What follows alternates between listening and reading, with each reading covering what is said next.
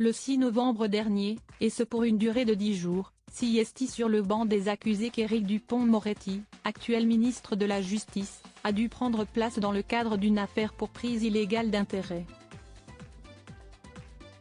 Ce mercredi 29 novembre, la Cour de justice a d'ailleurs rendu son verdict. Pendant plusieurs décennies, Éric Dupond-Moretti a pris la défense de nombreuses personnalités face à la justice. Mais le 6 novembre dernier, siesti sur le banc des accusés que l'ex-avocat a dû prendre place.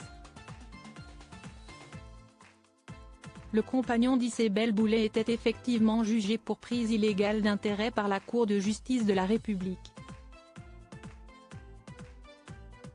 La raison ? L'actuel garde des Sceaux était soupçonné d'avoir profité de sa position, ainsi que des avantages de sa fonction au gouvernement, pour régler ses comptes avec d'autres magistrats avec lesquels il avait eu des mésententes par le passé, lorsqu'il exerçait encore la fonction d'avocat. Dans cette affaire sans précédent, le ministre de la Justice encourait jusqu'à 5 ans de prison.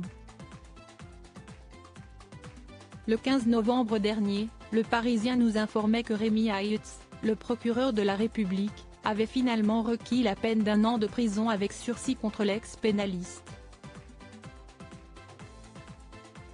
Affaire Éric Dupond-Moretti, la justice a rendu son verdict ce mercredi 29 novembre était un jour attendu pour le gouvernement, et notamment pour Éric Dupond-Moretti. Siesti effectivement à cette date que le ministre de la Justice a pris connaissance du verdict de la justice. Il a enfin pu savoir si, oui ou non, il devait quitter le gouvernement. Chose qui ne se fera pas puisque l'homme politique a finalement été relaxé par la Cour. C'est ce que l'on espérait. C'est ce que le droit dictait, c'est évidemment une satisfaction et une émotion énorme. L'innocence d'Éric Dupond-Moretti a été démontrée et maintenant consacrée, a réagi Jacqueline Lafont, l'avocate du ministre. De son côté, Éric Dupond-Moretti sera reçu dans l'après-midi par Emmanuel Macron, comme l'indiquent nos confrères.